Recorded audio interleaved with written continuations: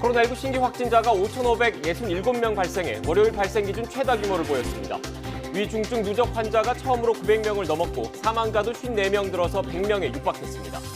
오미크론 변이 감염자도 5명 들어 누적 기준 119명이 됐습니다.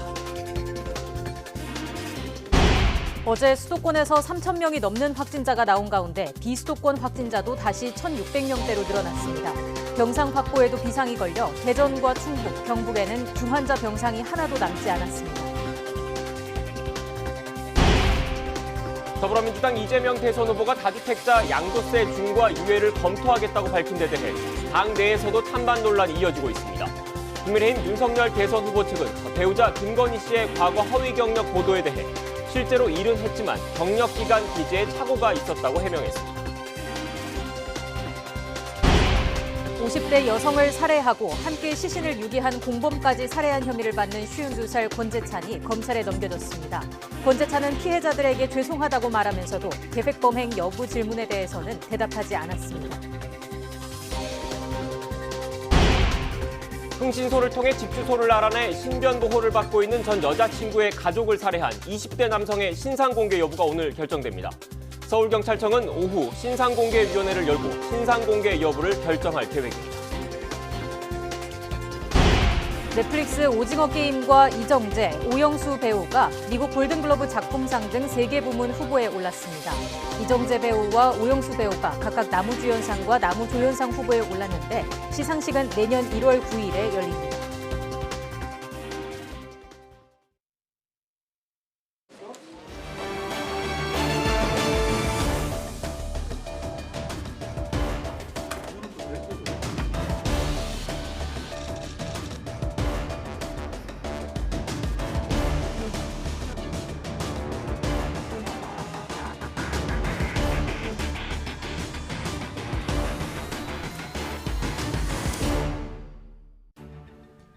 시청자 여러분 안녕하십니까? 뉴스앤 이슈 시작합니다. 코로나19 관련 사망자가 어제 하루 100명에 육박하면서 역대 최다를 기록했습니다. 위중증 환자 역시 처음으로 900명을 넘는 등 코로나19 방역 지표가 모두 좋지 않은 상황입니다. 취재기자 연결합니다. 홍주혜 기자. 네, 사회 2부입니다. 네, 사망자와 위중증 환자 모두 역대 최다 규모를 기록했다고요. 네, 먼저 어제 하루 코로나19로 숨진 사람은 전날보다 54명 급증해 94명을 기록했습니다. 직전 최다치였던 지난 10일 사망자 80명을 사흘 만에 뛰어넘었습니다. 위중증 환자도 처음으로 900명을 넘어섰습니다. 오늘 0시 기준 코로나19 위중증 환자는 906명으로 전날보다 30명 늘어났습니다. 신규 환자는 5,567명 발생했습니다. 휴일 영향으로 전날보다 250명 줄었고 이틀 연속 5,000명대를 유지했지만 월요일 발생 기준으론 가장 많은 숫자입니다. 또 일주일 전인 지난주 화요일 발표 수치와 비교해도 600명 이상 많습니다. 이렇게 사망자와 위중증 환자가 속출하는 가운데 수도권 중환자 전담 병상 가동률은 86.2%로 집계됐습니다. 전국 중환자 병상 가동률은 81.7%로 전날보다 0.9%포인트 낮아지긴 했지만 의료 역량이 한계에 달했다는 우려는 여전할 수밖에 없습니다.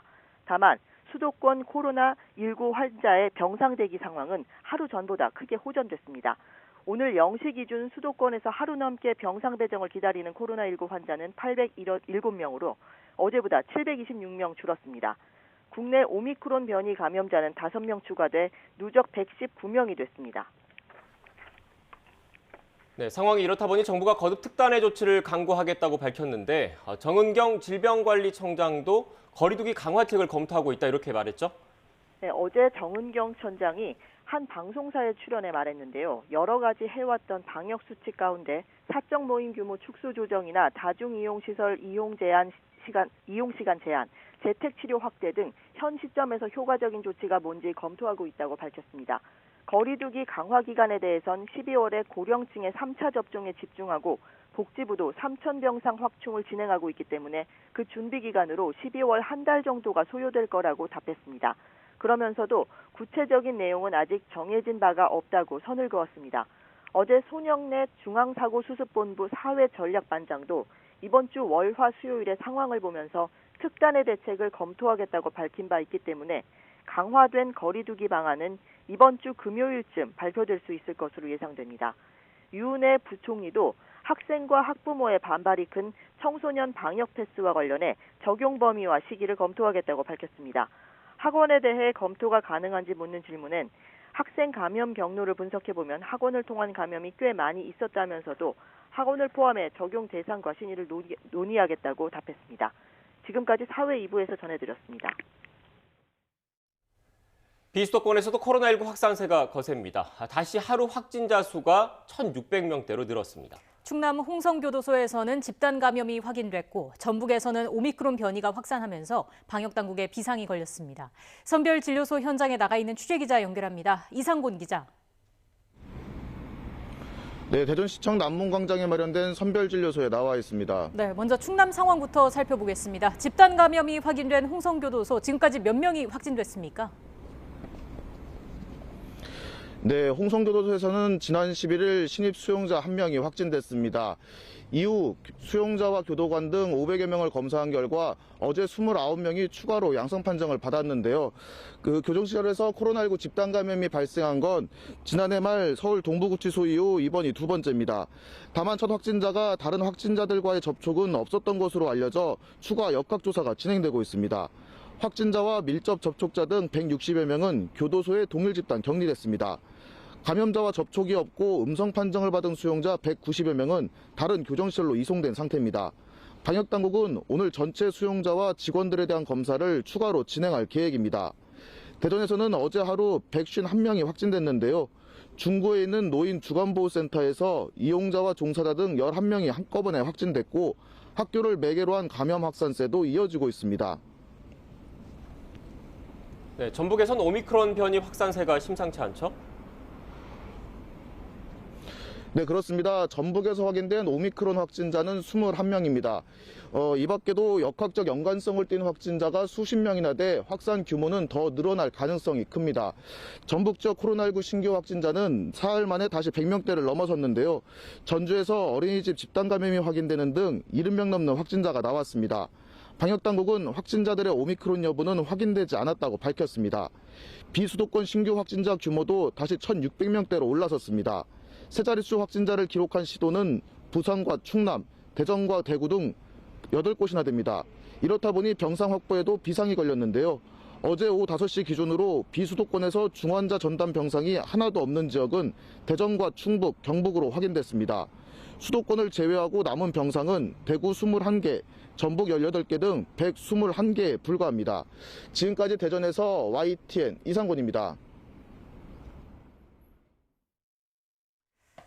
공정거래위원회가 국내 주요 공연장의 불공정한 계약서를 고쳐 코로나19로 공연이 취소되면 받은 대금을 돌려주도록 했습니다.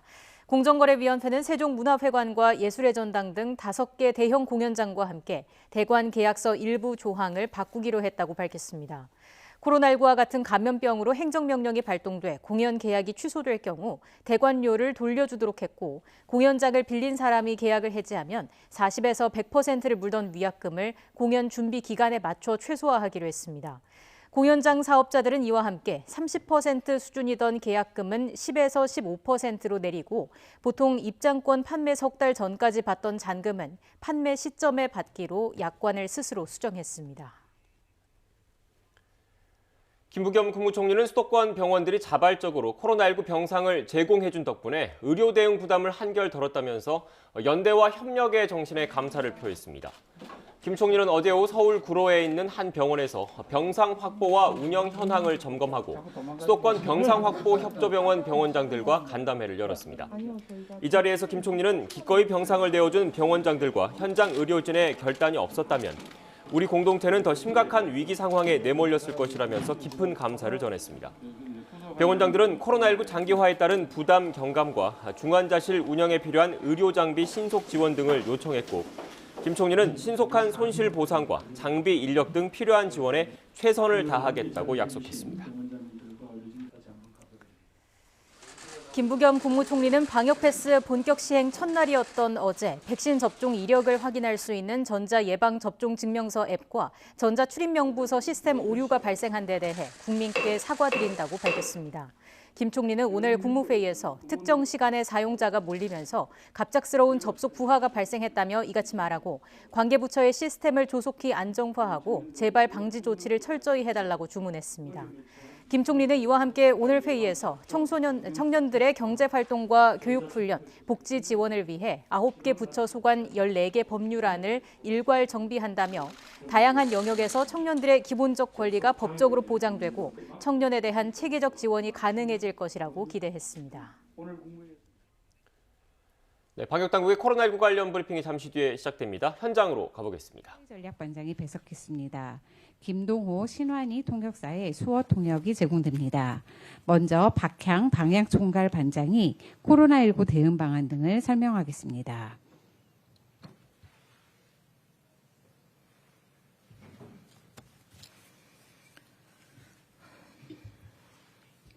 네, 12월 14일 화요일 중대본 브리핑을 시작하겠습니다. 먼저 의료 대응 여력에 대해서 말씀드리겠습니다.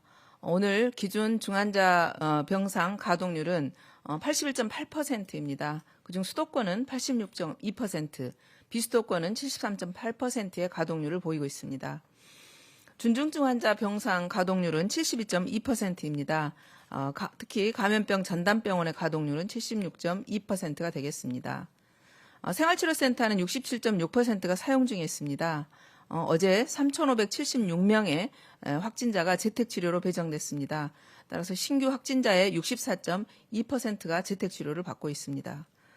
정부는 병상 확충을 위해서 감염병 전담 요양병원과 거점 전담병원을 추가 운영합니다. 감염병 전담 요양병원은 고령의 와상, 또 치매 등 돌봄이 필요한 환자를 대상으로 신속한 전원 조치를 통해서 치료를 담당하는 병원이 되겠습니다. 12월 10일 기준으로 감염병 전담 요양병원은 전국의 7개소에서 1,199병상을 운영 중에 있습니다. 먼저 이번 주부터는 수도권 지역에 감염병 전담 요양병원 6개소에 821병상을 순차적으로 운영하게 되겠습니다. 이번 주부터는 또 이번 주부터는 6개 감염병 전담 요양병원 추가로 운영을 시작해서 총 13개소에서 2,020개 병상이 운영되게 되겠습니다. 감염병 전담 요양병원의 확충을 통해서 요양시설과 요양병원 또는 자택에서 코로나19에 감염된 와상 환자 등을 좀 더 신속하게 수용할 수가 있을 것 같습니다. 또한 추가로 거점 전담병원 3개소 225병상을 순차적으로 운영합니다. 거점 전담병원이라는 것은 중환자실이나 준중환자실 등을 비롯해서 병상의 상당수 또는 전부를 코로나19 진료에만 집중하는 그런 병원이 되겠습니다. 지난 12월 10일 용인 다보스 병원이 운영을 시작을 했고요. 이번 주에도 추가로 2개소가 추가될 예정입니다. 거점 전담병원은 현재 21개소까지 확대 지정이 되었고 이 중에 모든 병상을 코로나19에 집중해서 진료를 담당하는 병원이 5개입니다. 그래서 환자 치료에 좀 더 적극적으로 대응할 수 있게 되겠습니다. 행정명령과 의료기관의 자발적인 참여를 통해서 연말까지 500개의 또 중증병상이 추가로 운영될 예정입니다. 따라서 정부는 단계적으로 일상회복 이후에 확진자 급증에 대비해서 최대한의 병상을 확충하고 있습니다. 구체적으로 보면 한 달 전인 11월 12일과 비교해 보면 중환자 병상은 1,125개였지만 현재는 1,288개로 163개소가 추가로 확충됐고요. 준중환자 병상은 11월 12일 기준으로 455개였던 것이 현재는 776개로 321개 병상이 확충됐습니다.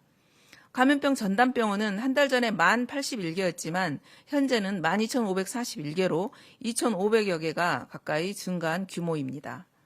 특히 중환자 병상 여력을 확충하기 위해서 중환자 병상에 대한 회전율을 적정하는 노력을 더욱더 하고 있습니다. 구체적으로 보면 환자 상태에 따라서 병사의 효율에 따른 증상이 호전되었을 경우 중환자가 중증증 병상으로 즉시 전원할 수 있도록 그런 회전율 제고 방안을 운영하고 있는데요. 이렇게 되면은 중증 병실을 확보하는 그런 효과를 낼 수 있습니다. 그래서 이런 병상 효율화에 적극적인 그런 실천을 하고 있는 의료기관에 대해서는 전원 시작 사전에 전원 시 그 전원 의뢰한 의료기관에 전원 수용료 등으로 인센티브를 지급하고 있습니다. 특히 이게 중환자와 병실에서 근무하고 있는 의료진들의 노고가 엄청 의료진들이 많이 소진되어 있고 많이 힘든 상태에 있기 때문에 이런 인센티브로 지급되고 있는 것에 대해서는 최소 50%는 그 치료에 직접 헌신하고 있는 의료진의 인건비로 지급하도록 명시하고 있습니다. 정부는 앞으로도 병상을 신속하게 확충하기 위해서 최선을 다하겠습니다. 국민들께서도 중환자 감소를 위해서 모임이라든지 약속을 최대한 좀 줄여주시고 또 예방접종 받아주실 것을 다시 한번 당부드립니다. 특히 60세 이상 고령층이 가장 주의를 해야 될 것 같습니다. 그래서 3차 접종 지금 기간이기 때문에 3차 접종 꼭 받아주실 것을 다시 한번 당부드립니다. 어제 중대본 회의가 있었습니다. 중대본 회의에서는 구상권 행사에 대한 권고 기준에 대해서 좀 논의를 진행을 했었습니다. 구상권 행사 관련해서 권고 기준은 지방자치단체 등이 방역 수칙을 위반했을 때 구상권을 적절하게 행사하기 위해서 마련된 것입니다. 그래서 권고 기준에는 모든 행위에 대해서 공통으로 적용되는 기준과 개발 위반 행위에 대해서 판단 기준이 포함되어 있습니다. 공통적으로 보면 집단 감염을 유발하거나 또는 3차 이상의 감염을 유발한 경우에 또는 3개 이상의 위반 행위가 동시에 이루어졌거나 3개 이상의 위반 행위를 반복한 경우에는 구상권 행사할 것을 권고하고 있습니다. 또한 격리 조치를 위반했거나 역학조사를 방해하는 등 개별 행위가 유형별로 위법성 그리고 비난 가능성의 정도가 큰 경우에는 원칙적으로 구상권을 행사하는 것을 권고하고 있습니다. 이런 권고 기준을 통해서 지자체와 공공기관 등이 구상권을 적정하게 행사해서 국민들의 방역수칙 준수를 유도하고 감염 확산을 차단할 수 있도록 하겠습니다. 일상회복 이후에 코로나 유행은 계속 커지고 있습니다. 또 의료체계의 여력은 줄어들고 있습니다. 오늘은 5,000명대 확진자가 발생했지만 주말 검사량의 감소 효과가 나타나는 것으로 내일부터는 확진자 규모가 또 커질 것으로 예상하고 있습니다. 그런데 확진자 규모보다 더 중요한 것은 중증 환자에 대한 적절한 의료 대응의 여력과 또 사망자의 관리 상황입니다. 중증 환자 사망자 수는 계속 증가 추세를 보이고 있습니다. 또 중환자와 중증 환자실 등에 대한 의료 체계는 최대한 확충하고는 있지만 만약에 현 상태가 계속 지속된다면 이것 또한 한계에 도달할 위험에 있습니다. 중증 환자하고 사망자 관리에 있어서 가장 큰 문제 요인이 있습니다. 두 가지인데요. 첫 번째로는 예방접종을 완료하지 않은 그런 미접종자의 감염 전파입니다. 여기 표를 좀 보시겠습니다. 지금 미접종자가 전체적으로 18세 이상의 접종 현황을 보시면요. 지금 92%가 접종을 완료했습니다. 그중에 접종을 하지 않은 분은 8%에 불과합니다. 근데 이 위중증 환자를 다시 접종자와 미접종자로 구분을 해보면 8%에 불과한 미접종자가 51.2%의 위중증을 보이고 있고요. 사망자를 보면 8%에 불과했던 그 미접종자 부분에서 53.9%가 미접종자가 차지하고 있습니다. 이러한 현상은 이렇게 미접종자로 인한 중환자 숫자가 이렇게 늘어남에 따라서 이 중환자 숫자에 늘어나는 것은 치료 역량의 절반 이상을 소진하고 있다는 것을 보여주고 있습니다. 따라서 미접종자가 접종을 확진이 됐을 때 중증으로 갈 위험성이 높아지고 그 중증으로 가게 됨으로 인해서 중증 병상의 여력을 더욱더 힘들게 만드는 그런 요인이 되고 있다는 것입니다. 따라서 미접종자와 접종 완료자를 비교해 봤을 때 이 상황들을 보면 중증화율과 치명률에 있어서 보면 4배에서 치명률은 5배 정도가 높은 것입니다. 그래서 미접종자에 대한 감염, 특히 고령층의 미접종자 감염을 얼마나 차단할 수 있는가가 중환자 그리고 사망자 관리와 의료 역량을 유지하는 데 있어서 결정적인 요인이 되고 있습니다. 방역 패스를 여러 시설로 우리가 확대했던 것도 이런 미접종자의 감염 전파를 최소화하기 위한 그런 목적입니다. 미접종자 그리고 특히 고령층의 어떤 미접종자들께서는 이런 위험성들을 고려하셔서 예방접종을 반드시 받아주실 것을 다시 한번 간곡히 부탁드리겠고요. 당분간은 특히 접종을 하지 않으신 분들은 모임이나 약속 또는 일체의 외출을 좀 자제해 주시고 또 가족 간의 식사 또는 만남 이런 것들도 조심해 주실 것을 당부드리겠습니다. 고령층의 어떤 미접종자들께서 예방접종을 받을수록 또는 감염되는 확진자 규모가 줄어들수록 환자 발생과 중환자실의 소모는 즉각적으로 줄어들 수 있게 됩니다. 다음은 두 번째 문제입니다. 두 번째 문제는 고령층의 접종 완료자들 역시 또 돌파 감염도 증가하고 있다는 것입니다. 예방접종의 효과 기간이 당초에 생각했던 것보다 짧게 나타나서 접종을 가장 먼저 했던 고령층부터 돌파 감염이 많이 발생을 하고 있습니다. 미접종자들에 대한 그 중증화율이라든지 치명률이 낮아진다 하더라도 전체적인 그런 확진자 규모가 많아지면은 중증자라든지 사망자도 또 증가하게 됩니다. 그래서 접종을 완료한 지 3개월이 지난 60세 이상의 고령층들은 반드시 면역의 강화를 위해서 접종을 서둘러 받아주시기 바랍니다. 3차 접종자는 미접종자에 비해서 사망을 포함해서 중증으로 진행될 확률이 91.5%로 낮습니다. 또 2차 접종자에 비해서도 중증화율은 57%나 낮게 나타납니다. 오늘을 기준으로 봤을 때 60세 이상의 고령층 3차 접종률은 37.5%에 머무르고 있습니다. 이 비율이 올라가면 올라갈수록 본인의 생명 그리고 우리 사회의 안전은 더욱더 커질 것입니다. 60세 이상의 고령층 예방접종과 방역 패스의 준수, 그리고 모임과 외출 자제 등이 원활하게 이루어진다면 현재보다 중증 환자와 사망자가 줄어들게 되고 중환자실 등의 의료체계 여력은 또 여유를 더 찾게 됩니다. 국민 여러분 다시 한번 강조드리고 싶습니다. 특히 60세 이상 고령들께서 함께 도와주시기를 당부드리겠습니다. 우리 정부도 총력을 다해서 방역과 의료 대응에 대한 노력을 하겠습니다. 감사합니다. 네, 지금부터 질의응답 시간을 가지겠습니다. 배석자분들께서는 네, 지금까지 방역당국의 코로나19 관련 브리핑 전해드렸습니다. 확산세가 거센 상황에서 병상 부족에 대한 우려가 커지고 있지 않습니까? 네. 오늘 방역당국의 브리핑에서는 병상과 관련된 언급들이 좀 있었습니다. 주요 내용을 좀 정리를 해드리면 중환자 병상 가동률은 81.8%입니다. 수도권의 경우에는 86.2%인 것으로 집계가 됐습니다. 생활치료센터는 67.6%가 현재 사용 중에 있다는 설명도 있었고요. 신규 확진자의 64.2%는 재택치료를 받고 있다는 방역당국의 설명이 있었습니다. 또 수도권 감염병 전담 요양병원 6곳에 821개 병상을 운영하고 있다면서 추가로 거점 전담병원 3곳, 225개 병상을 순차적으로 운영할 예정이라는 설명도 있었습니다. 또 연말까지 500개 중증병상을 추가로 운영할 예정이라는 설명도 있었습니다. 그럼 바로 이어서 코로나19 관련 소식 좀 더 알아볼까요? 네, 어제 시스템 과부하로 방역패스 적용이 하루 중단되면서 오늘이 실제로 과태료를 부과하는 방역패스 시행 첫날이 됐습니다. 곳곳에서 방역패스 도입에 대해서 불만을 토로하는 목소리도 커지는 가운데 국내 오미크론 환자 100명을 돌파하면서 지역사회에서 빠르게 확산하고 있습니다.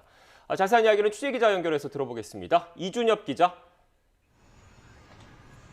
네, 저는 지금 서울 홍대 거리에 나와 있습니다. 네, 방역 패스 오늘부터 지키지 않으면 다시 행정 처분을 하기로 했지 않습니까? 현재 이 기자가 나가 있는 홍대 거리 분위기는 어떻습니까? 네, 아직 이른 시간이라 조금씩 문을 여는 가게들만 보이고 있습니다. 자영업자들 반응은 홍대 분위기처럼 싸늘했습니다. 어제가 방역 패스를 지키지 않으면 과태료를 부과하기로 한 첫날이었는데요. 과부하로 시스템 오류가 생기면서 오전 11시 50분쯤부터 2시간 동안 질병관리청의 백신 접종 증명 앱 쿠브가 제대로 작동하지 않았습니다. 결국 방역당국은 어제 하루는 방역패스 적용을 중단하고 위반 업소에 과태료도 매기지 않겠다고 발표했는데요.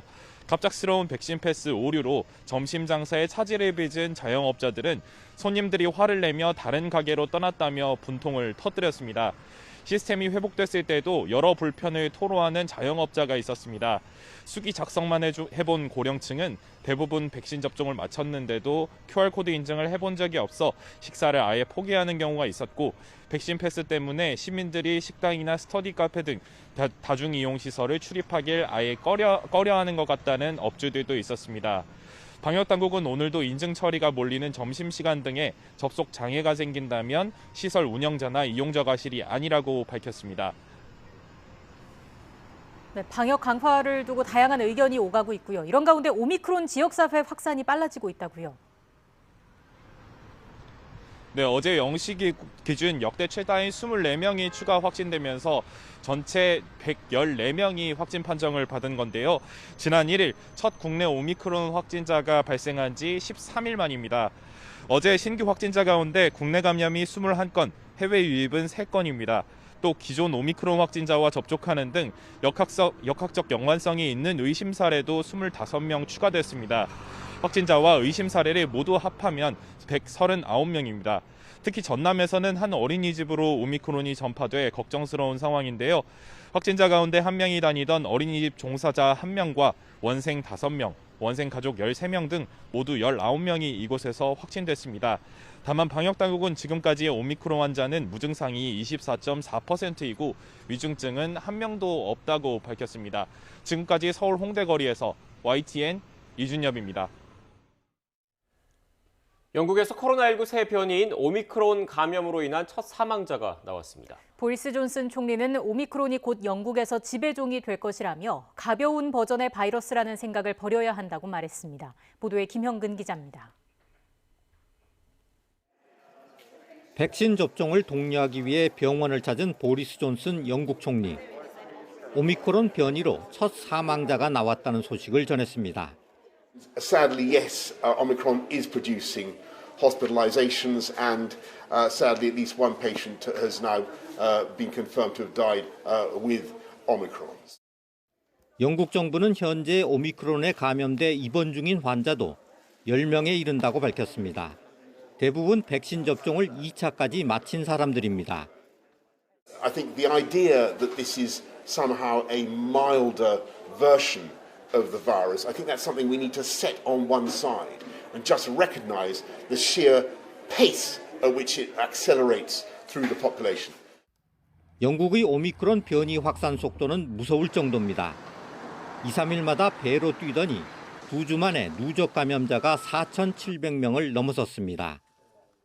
특히 런던은 확진자의 40% 이상이 오미크론 감염자일 정도로 상황이 심각합니다. 지금 추세라면 이틀 안에 지배종이 될 것으로 보입니다.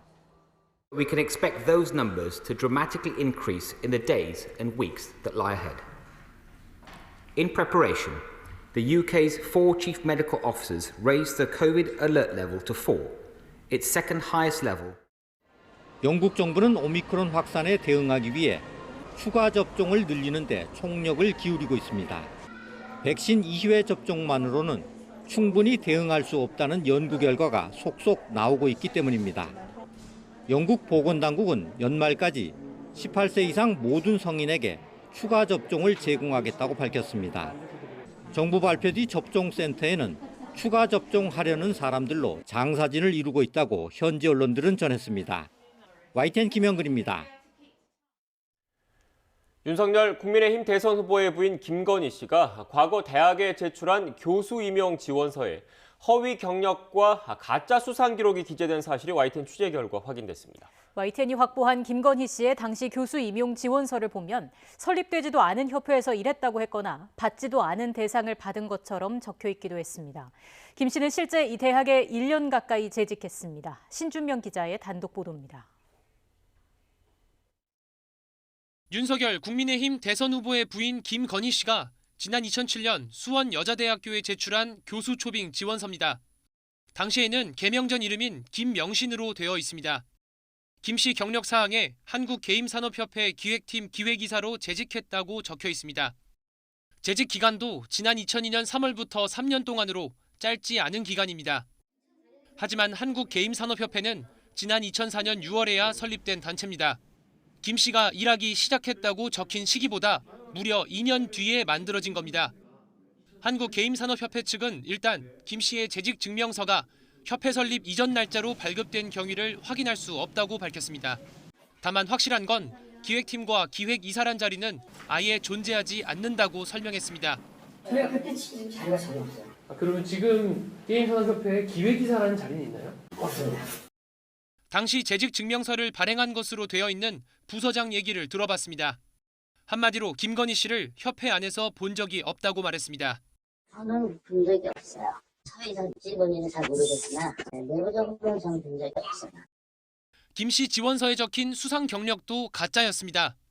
김 씨는 지난 2004년 8월 서울국제만화 애니메이션 페스티벌에서 대상을 수상했다고 기재했습니다. 그런데 주최 측 확인 결과 개명 전 이름인 김명신 이름으로 응모된 출품작 자체가 없었습니다. 올해 같은 경우도 감독이 이제 여러 명으로 출품을 하시는 경우에는 감독 이름 다 줄줄이 다 들어가요. 10명이라도. 근데 이제 이거 관련해서는 이름을 아예 찾을 수가 없으니까요. 가짜까지는 아니지만 수상 경력을 부풀린 의혹도 있습니다. 2004년 대한민국 애니메이션 대상 특별상을 수상했다고 기재되었는데 해당 경연은 개인이 아닌 출품 업체가 받는 방식이었습니다. 당시 출품업체 대표는 김 씨가 회사 이사로 재직한 건 맞지만 출품작 제작을 마친 뒤에야 들어왔기 때문에 제작 과정에서 김 씨의 역할은 거의 없었다고 말합니다. 4년도 12월 달 상은 애매하다. 또 직접적으로 참여했던 건 아니고, 그죠? 아닌데 이제 회사가 어쨌든 그 경력을 갖고 있는 거니까요. 누가 악용을 했다거나 그런 거에서는 보시기에는 따지고 보면 이제 그런 면이 있을 수는 있지만은 2006년 수상 경력의 경우 김 씨가 구체적인 자신의 역할을 설명하지 않고 혼자 수상한 것처럼 지원서에 기재한 것은 쉽게 이해가 되지 않는다는 게 업체 대표의 반응입니다.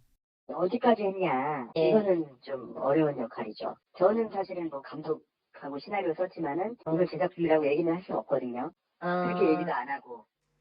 김 씨는 이 지원서로 수원여자대학교 광고영상과에 겸임 교수로 채용돼 지난 2007년 3월부터 이듬해 2월까지 근무했습니다. YTN 신준명입니다. 윤석열 국민의힘 대선 후보의 부인으로서 언제 공개석상에 나서느냐로 관심이 집중된 김건희 씨. YTN과 단독 인터뷰를 했습니다. 김건희 씨는 30분 동안 진행된 인터뷰를 통해 허위 경력에 대해서는 기억이 안 난다고 답했고 가짜 수상 기록에 대해선 돋보이려고 한 욕심이었다고 밝혔습니다. 계속해서 신준명 기자가 단독 보도합니다.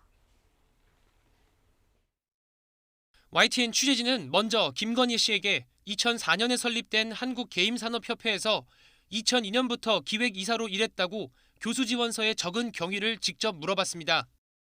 이에 김건희 씨는 믿거나 말거나 기억이 나지 않는다며 정확한 경위를 확인하고 있다는 말을 반복했습니다.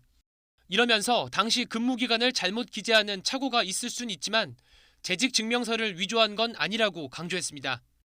실제 기획이사로 재직한 게 맞느냐는 질문을 다시 하자 김 씨는 게임산업협회와 같은 건물에 있으면서 협회 관계자들과 친하게 지냈고 이들을 자신이 몸담았던 학교 특강에 부르기도 했다는 말로 답변을 대신했습니다. 다만 협회에서 월급을 받지는 않았다고 덧붙였습니다.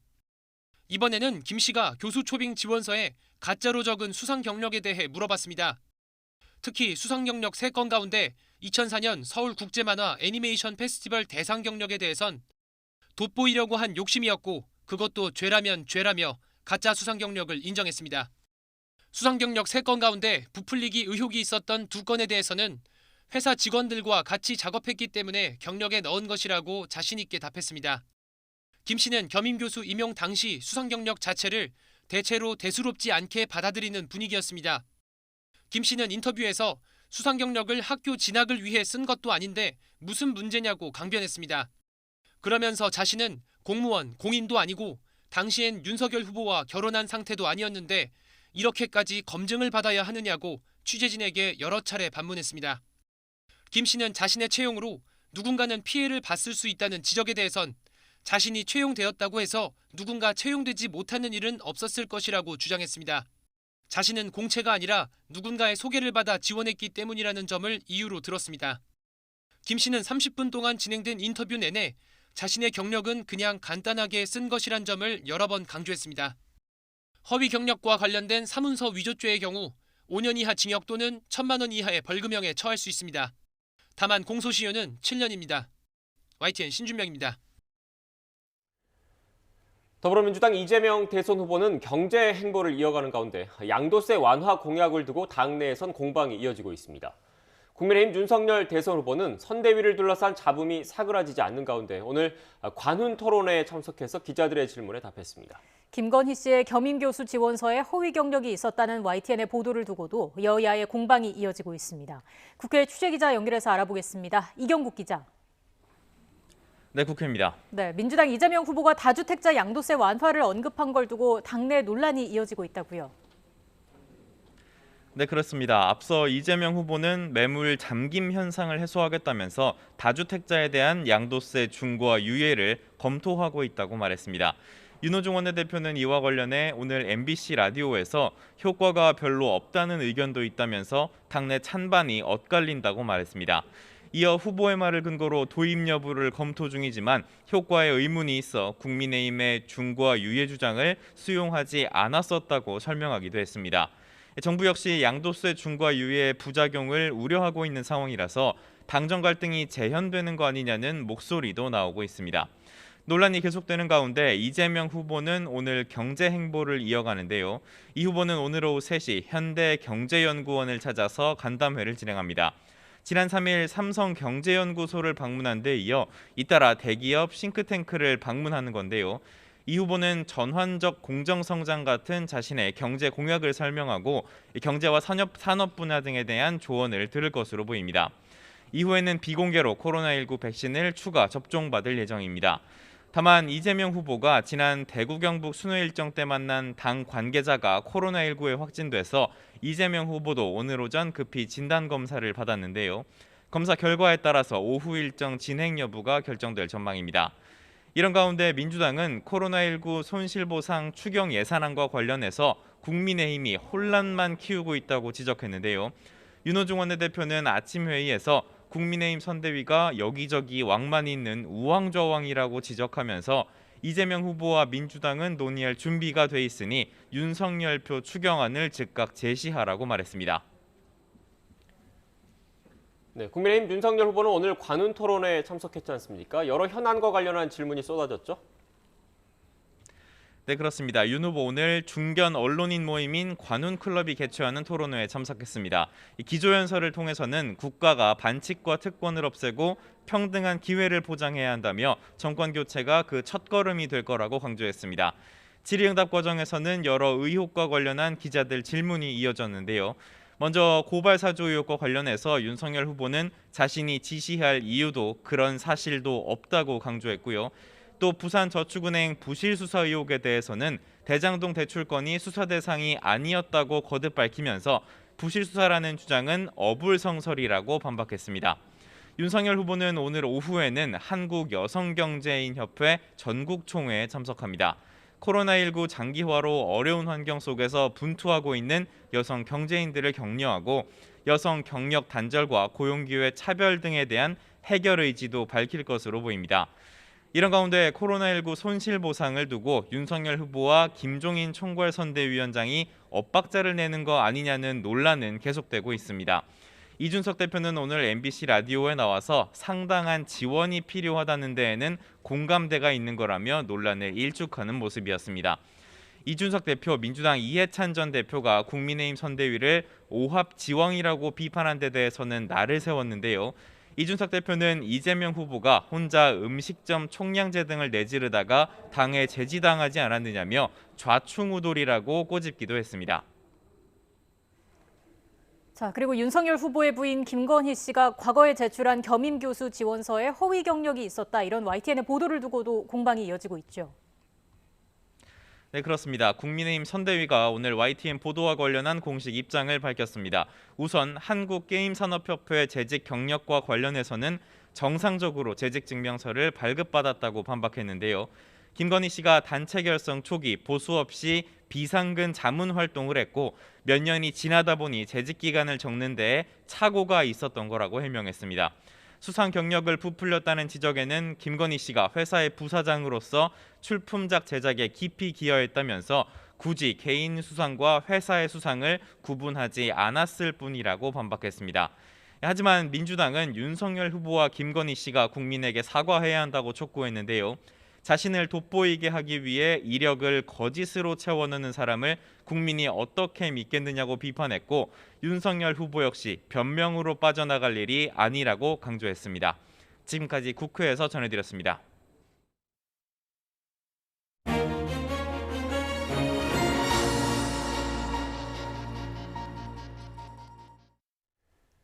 신변보호 대상 여성의 가족이 살해된 사건에 대해서 경찰이 거듭 고개를 숙였습니다.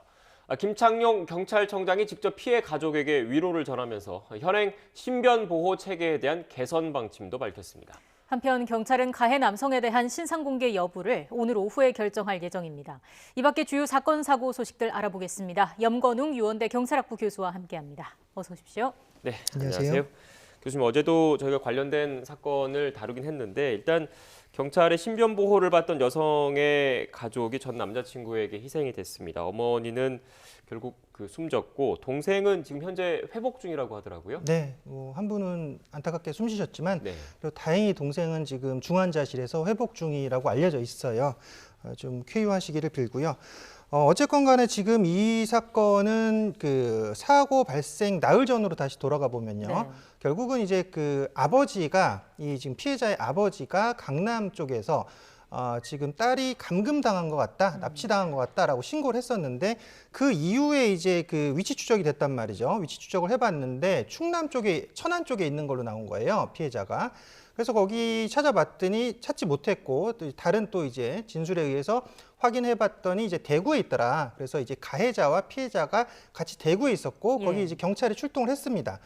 그래서 봤더니 이제 그 피해자가 이제 진술하기로는 성폭행을 당했다 이렇게 진술을 하셨던 거예요. 근데 거기서 이제 경찰이 일단 가해자 피해자의 분리 조치만 하고 이후에 어떤 조치도 하지 않아서 결국은 이미 나흘 전에 그 신고가 들어왔던 사건인데 나흘 후에 결국은 그 가해자가 지금 피해자의 자택 쪽으로 찾아가서 어머니와 동생을 흉기로 무참하게 찌르고 한 분은 이제 사망하고 한 분은 이제 중상을 입으신 그런 사건으로 전개가 되었죠. 예, 일단 경찰이 당시에 현행범이었던 이 씨를 체포하지 않은 이유에 대해서는 긴급 체포 요건에 해당하지 않았다 이렇게 해명을 하는데 어떤 경우에 긴급 체포를 하게 되는 겁니까?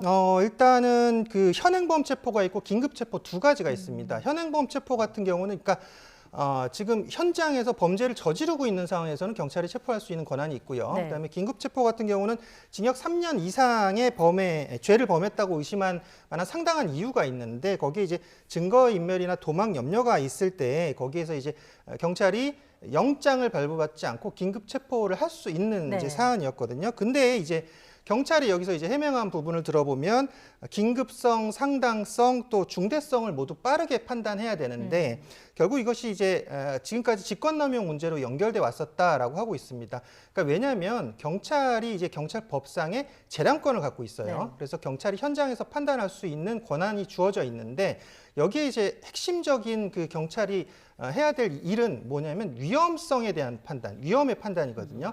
그 위험에 대한 그 적절한 판단을 통해서 결국은 이 사람들이 보호 조치가 필요한 것인가 아니면 분리 조치가 필요한 것인가 아니면 거기에 뭐 법적인 조치가 필요한 것인가 이런 것들을 이제 경찰이 판단했어야 하는데 사실은 뭐 경찰 입장도 충분히 이해합니다. 왜냐하면 아까 말씀드렸듯이 경찰 비례의 원칙에 의해서 경찰이 이게 사실은 최대한의 그 참을 수 없는 범위 내에서 뭐 물리력을 행사한다든지 법적인 적용을 할 수 있는 그런 부분이 있어요. 특히 그러다 보니까 여기서 만약에 어떤 문제가 발생했을 땐 경찰이 뭐 행정적 처분을 받거나 또는 소송에 걸리는 그런 부분 때문에 사실 좀 몸을 사린다고 표현해야 될까요? 그런 부분도 있었거든요.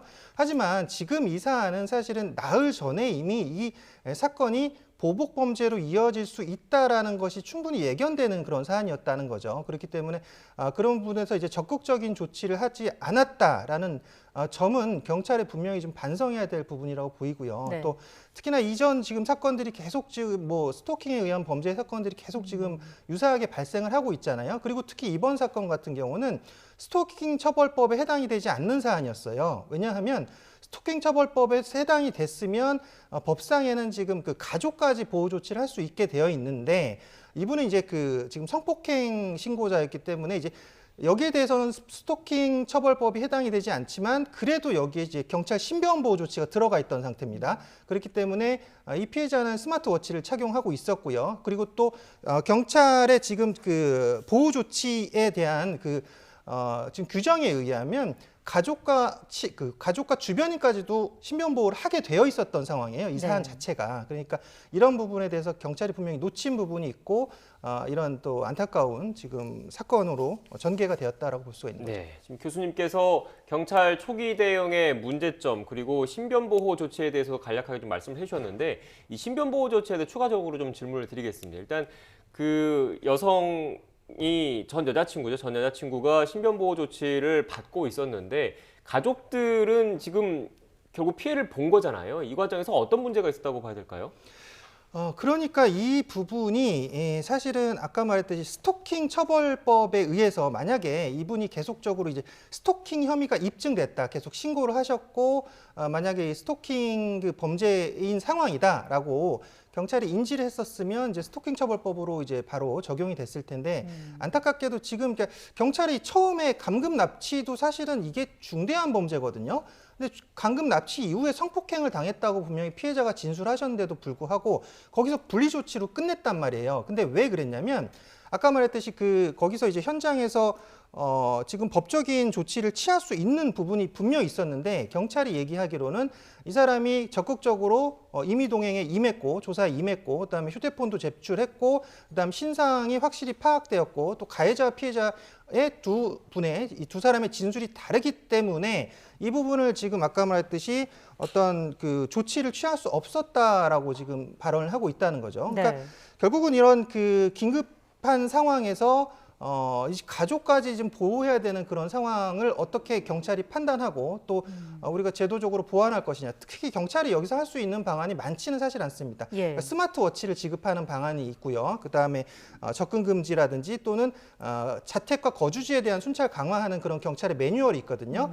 근데 그러니까 경찰이 지금 현재 어떻게 됐냐면 이 스토킹 처벌법 이후에 지금 신변보호 요청이라든지 이런 것들이 25건이 하루에 있었는데 이제 한 100건 정도, 한 4배 정도 급증했다는 거예요. 그러니까 예산도 부족하고 장비도 부족하고 인력도 부족하다라고 호소를 하고 있지만 이게 지금 사실은 스토킹 처벌법 이후에 어떤 과도기적 단계라고 봤을 때 경찰이 지금 법적인 정비가 필요하다라고 하면 요청을 하고 예산 장비, 특히 스마트워치는 지금 많이 확보해야 됩니다. 가장 중요한 장비거든요. 그래서 이런 것들을 좀 적극적으로 대처할 수 있는 부분이 필요하다고 봅니다. 네, 오늘 이제 피의자 이모 씨에 대한 신상 공개 여부도 결정이 될 텐데 이 소식은 또 이어지는 뉴스에서 이어서 전해드리겠습니다.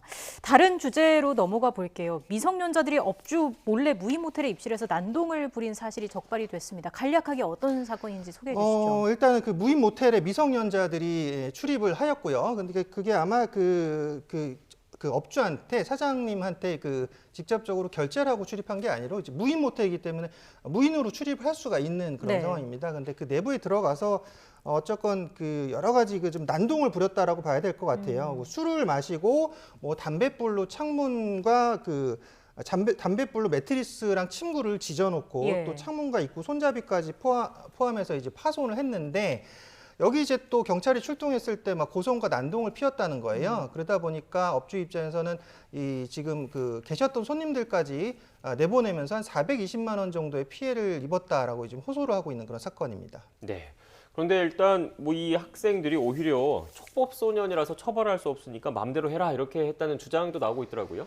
그래서 우리가 요새 최근에 계속 촉법소년 문제가 나오는 게 네. 물론 이 사안은 사실은 뭐 굉장히 형을 중하게 과하게 부과할 수 있는 그런 사안은 아니지만 촉법소년인 것을 인지하고서 계속적으로 좀 자신들의 유리한 점을 알고서 이렇게 뭐 비행이라든지 또는 범죄를 저지르는 청소년들이 좀 많이 있다라고 봐야 될 것 같아요. 증가하고 있는 추세다라고 봐야 되는데 그래서 이제 형사 미성년자에 대한 이제 법 개정들, 특히 뭐 이제 뭐 중대 범죄에 대해서는 형사 미성년자 연령을 하한하자라는 그런 얘기도 있고요. 네.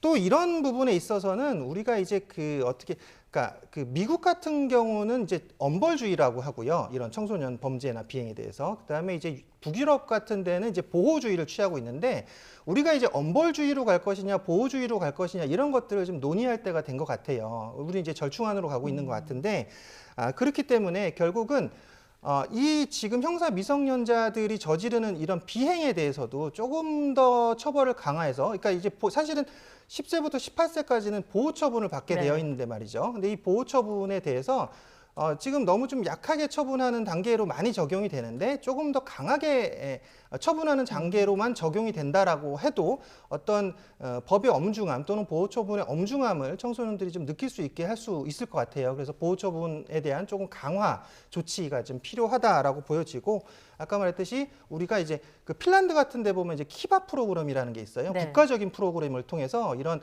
청소년 비행이라든지 학교 폭력에 대해서 예방하는 프로그램을 국가적으로 운영을 하고 있거든요. 굉장히 효과가 좋다고 알려져 있습니다. 그래서 저는 이런 부분이 사실 뭐 처벌도 중요하고 뭐 한데 어쨌건 저는 좀 교육이 가장 사실 제일 중요하다고 보거든요. 학교 교육만이 중요한 게 아니라 이렇게 학생들이 어떤 그 성인이 될 때까지의 우리가 어떤 그 자아를 형성할 수 있고 또 올바른 그 가치관을 가질 수 있도록 이런 학교 폭력이 잘못된 것이다 아니면 비행이 잘못된 것이다 이런 교육이 지금 국가적으로 체계적으로 이루어질 수 있었으면 좋겠습니다. 네, 전반적으로 사회적인 논의가 좀 필요할 것 같고요. 심지어 관련해서 지금 또 기사를 좀 찾아보니까 해당 학생들이 실제로 만 14세 미만인 촉법소년은 실제로 그 나이를 조사를 해봤더니 아니다라는 그런 내용도 좀 있는 것 같더라고요. 아닐 경우에는 별도로 처벌을 받는 거죠. 이 부분은 사실은 뭐 처벌 대상은 아니에요. 보호 처분 네. 대상 정도에 해당이 되기 때문에 뭐 사실 뭐 보호자에게 돌려보내는 처분 정도가 나올 것 같아요. 근데 어쨌건 간에 우리가 아까 논의해야 되는 그런 부분들이 분명히 필요하다는 거죠. 네, 알겠습니다. 간략하게 마지막 주제 이야기를 나눠볼게요. 이번에도 또 층간소음 문제가 발생했습니다. 20대 남성이 윗집 주인 노부부에게 둔기를 휘두르는 일이 있었다고요. 네.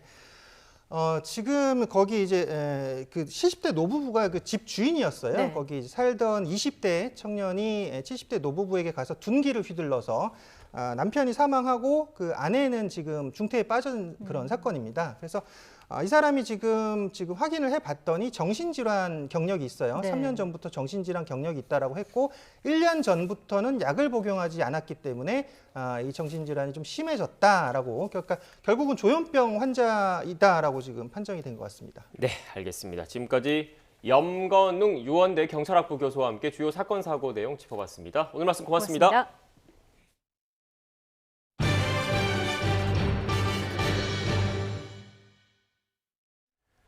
50대 여성을 살해하고 그 시신을 유기하는 걸 도운 공범까지 살해한 52살 권재찬이 검찰에 넘겨졌습니다. 인천 미추홀경찰서는 강도 살인과 시체 유기, 특수절도 혐의를 적용해서 권재찬을 검찰에 송치했습니다. 권재찬은 호송되기 전 피해자들에게 죄송하다고 말했지만 원한 관계나 계획 범행 여부를 묻는 기자들의 질문엔 말을 아꼈습니다. 권재찬은 지난 4일 50대 여성 A씨를 살해하고 시신을 차량 트렁크에 실어서 유기한 뒤 A씨의 신용카드를 훔쳐서 현금 수백만 원을 인출한 혐의를 받고 있습니다. 또 A씨 시신 유기를 도왔던 공범 40대 B씨를 인천 중구 을왕리 인근 야산에서 살해한 뒤 암매장한 혐의도 받고 있습니다. 미국 국무부는 호주를 방문 중인 문재인 대통령이 내년 베이징 동계올림픽 외교적 보이콧을 검토하지 않는다는 발언과 관련해 한국 정부의 결정이라고 확인했습니다.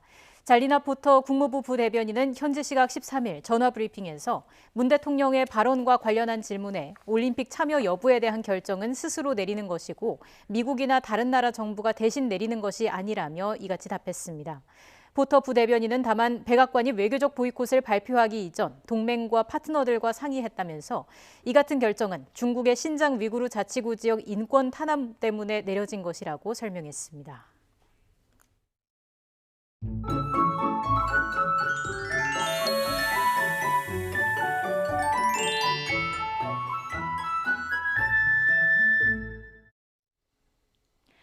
오늘 아침은 어제보다 추위가 한결 덜했습니다. 낮 동안 예년 기온을 웃돌며 온화함이 감돌겠는데요. 다만 하늘빛이 점차 흐려지겠고 밤사이 중부 곳곳으로 비나 눈이 내리겠습니다. 예상되는 비의 양은 5mm 안팎으로 많지 않겠지만 기온이 낮은 강원 산간에는 1에서 5cm의 눈이 내려 쌓이겠고요. 도로 곳곳에 살얼음이 생길 가능성이 있겠습니다. 교통안전에 각별히 유의하셔야겠습니다. 오늘 낮 기온은 예년 기온을 1도에서 3도가량 웃돌겠는데요. 오늘 서울의 한낮 기온이 7도, 대전도 7도, 광주와 대구는 9도, 부산은 10도까지 크게 오르겠습니다.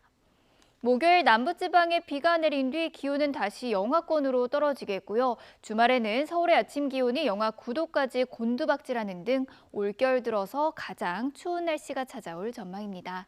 지금까지 날씨 정보였습니다. 뉴스앤이슈 2부는 정치권 소식으로 문을 열겠습니다. 저희는 잠시 뒤에 뵙겠습니다.